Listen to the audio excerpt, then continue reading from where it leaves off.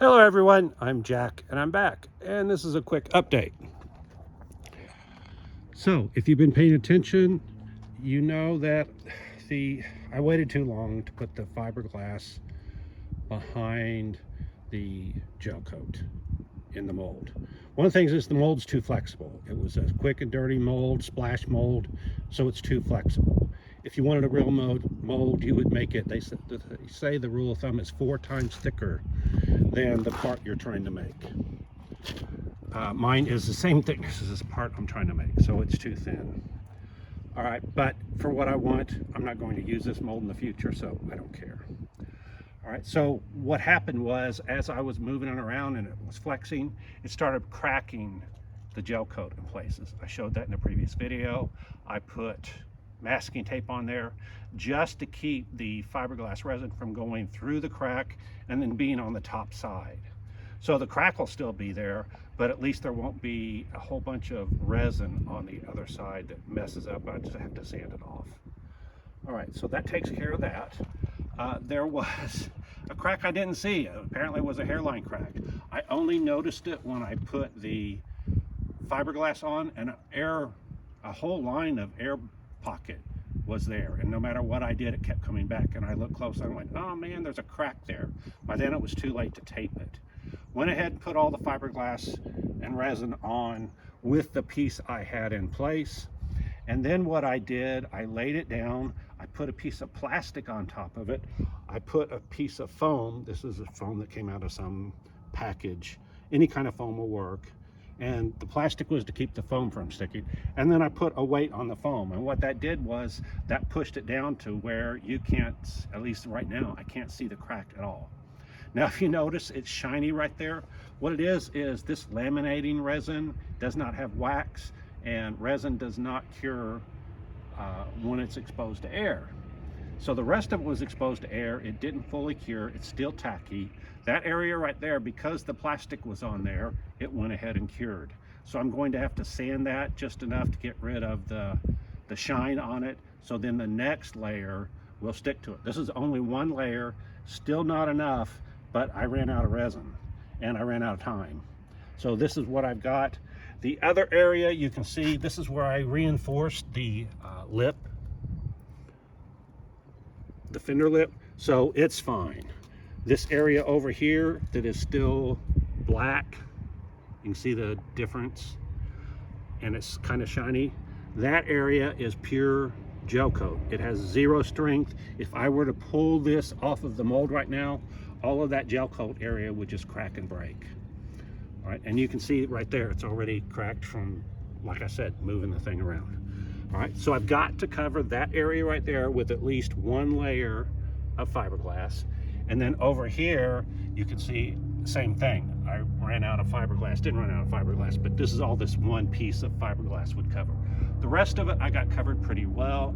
I did not cover that part right there, but remember that overlaps the other part, doesn't matter. So I do need to get that front lip reinforced, and any piece, like I said, I have to excuse the hell of it. All right, so while we're looking, remember I cut out the patterns and they overlapped. So this is the part that is missing right now, but it overlaps a lot. All right, so if you look, and because I used black gel coat, you can't see my writing. If this was gray or white gel coat or any color except for black, you would see on this piece there's more alignment marks. You can't see them now, not a big deal. All right, so I need to cover this area right here, and I remember I told you I mark where things are. I didn't mark the outside edge. What I care about here is where the low spot in this pocket is. So I want to put this on and line it up so that it matches with the low spot. I'm going to have to cut some reliefs right here because it obviously doesn't want to make that curve. I've got a lot of excess on this. All right, excess is an issue because if I put resin on this part right here, it's going to try to sag down. For this to sag down, it's going to lift up right at this edge and then it's going to cause an air pocket that is very, very difficult to get rid of. So you want to minimize the amount that overlaps. Obviously, you don't want it so short that it doesn't overlap. I took my silver marker and marked where the edge is right there, so I know that this doesn't need to be any longer than that. Getting this mat to go up on vertical surface is really tough. So instead of fighting that, I don't need that extra layer right there on this layer. I'm going to put a second layer over the whole thing. So I'm actually going to trim this like that, and then down here you can see all the way across here. So I can get rid of a lot of this piece right here. Let me go ahead and put this over here and over here. All right, and then the other thing is, because this is going up this curve, let me put that where it belongs, right there. See how it wrinkles, buckles up? It's because it doesn't want to make that curve. I would have to cut a relief here to get that to lay down, but if you look, it comes all the way down to, all the way down almost to the end. So actually almost none of this needs to be here, but I'll probably cut it right here because you can see it lays nicely along that line. Push that down. All right, and so that way I don't have to worry about getting these wrinkles out. Over here, yeah, same thing. See, it's all the way down to here. So I could cut this easily right along there and lay it in, other than that part right there that needs to come up. But the rest of it, I can cut it off there. It's gonna make making this lay down a whole lot easier. Same thing here, I can cut off this excess right here. It doesn't need to be there. It does make me wonder, can I shift this thing up and cut off less of this? I'll have to look at that. And then again, this comes over here. Again, it could go all the way over to there and it would still work just fine.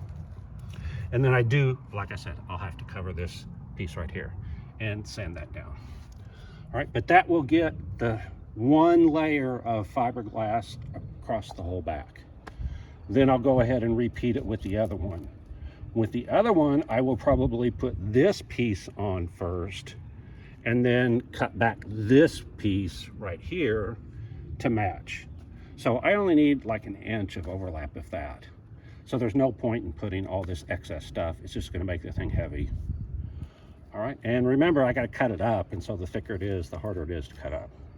So I'm going to look at, you can see right here, this one has very little overlap. Get it this way. All right, so it can't go. That could be shifted up possibly. Not sure it's worth it, because when I shift that up, then it's gonna mess up this. All right, I could cut this somewhere along here and do two separate pieces. I might go ahead and do that. That actually makes more sense than trying to fight with this whole thing. That's the other thing, is try not to bite off more than you can do. And when you first start doing this, you tend to be a little bit slower in putting the fiberglass resin and the mat and all that and getting it saturated. So go ahead and do smaller sections. It'll make it that much easier. And so I mix up 2 cups. 2 cups will go to 8 square feet.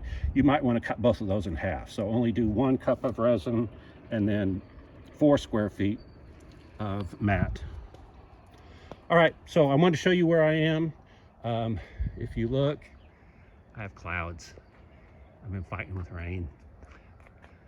So it said, weather said it was not going to rain, but it may. We're right at the edge of where it's going to rain and not rain. So unfortunately, I've got to run to Walmart or Home Depot and buy their way overpriced resin. It's $61, $62 a gallon as opposed to the $42 I'm paying now. But my fault, I wasn't paying attention. I thought that 2 gallons would be plenty to do these 2 parts. It isn't. It's ended up taking 3 gallons to do this. Now, the other thing is, I do all of this resin heavy. It's just easier. You can try to get the resin ratio down if you want, but then it makes it really hard to get all the air pockets out. So I've decided I'd just rather make it resin heavy. All right, and then here's my other fender I did. I've trimmed it up somewhat and sanded the back because unfortunately I ended up scratching the C8 because there were some sharp edges where there were air pockets and I didn't notice it. I had a sheet over the C8 and I thought for sure that would protect it, but it didn't. And the real problem is it's protective film. It damaged the protective film, so I'm going to have to figure out how to fix that. All right, that's all I've got for now. So go ahead, like, subscribe, hit the alert, hit the thanks if you want to donate. And if you don't like what I'm doing, you don't know Jack. Bye. Oh, the other thing I want to mention, gasoline. If you need a cheap cleaner for like your parts and stuff, gasoline's as cheap as you can get because it's subsidized. All right, that's it. Have a good one. It is sprinkling as we speak. Bye.